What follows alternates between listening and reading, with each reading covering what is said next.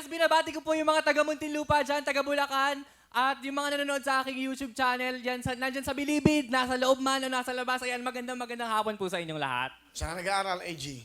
Kakagraduate ko lang po from University of the East. Ayan po, magna cum laude po tayo, Kuya Will. Yung ba yung mataas? Suma po, manya, and then cum laude po. Pag suma ka, ano, ibig sabihin, lahat? 1? 1 flat ang grade mo? Sobrang taas po yun, Kuya Will. Dapat po yung grades niyo po ay 1 hanggang 1.20. Pero malapit na, Kuya Will, 0.0081 na lang. Suma. Suma na sana. Pero ito binigay sa atin ni Lord, kaya thankful pa Okay din lang tayo. yan, okay. Ano ba trabaho ng tatay mo? Si Papa po ay mechanical operator po sa shipping company po. The Nanay shipping mo? company. Hiwalay po kasi sila, Kuya Will. Pero in good terms po. Overseas po siya sa Dubai po. Nanay mo? Yes po. Anong trabaho sa Dubai? Bale, store manager po siya doon sa At yung Dubai. nanay mo, nasa Dubai. So ayan, maalam ko na nanonood ka dyan. Hello. Dito na yung pinaka-cute mong anak. Well, ako lang pala yung anak mo. Cute mong anak. Ayan. Sino kasama mo, AG?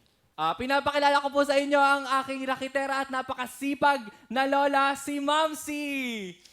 Hello, Kuya Will. Hello, Lola. Magandang hapon. Okay. Lola, ano gusto sabihin sa inyong apong manya cum laude? AJ, ang masasabi ko sa iyo, maraming salamat sa ibinigay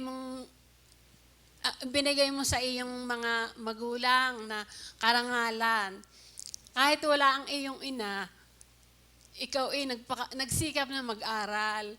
Kahit naman sila ganon, magkahiwalay sila, may communication din naman. Tsaka ikaw, kino-communicate ka din ng iyong ina lagi. Mahal na mahal kita, EJ. Sana naman matutulungan mo, mga magulang mo, ano. Yes. Ano gusto mo sabihin sa lola mo? Ayan, Mamsi, thank you so much po sa pag-aalaga sa akin. At kung masasabi ko lang po, ikaw po yung epitome ng great motherhood. Kasi po, Kuya Will, nasabi ko po nga nakitera yan si Mamsi kasi nagbebenta po yan ng Tupperware, nagluluto po yan ng alamang, nagbebenta po yan ng fishball, kwek-kwek, at dahil po doon, naitaguhin niya po kami. Kaya thankful po kay Mamsi. So, ito na po yung gift ko sa inyo. Magna cum laude.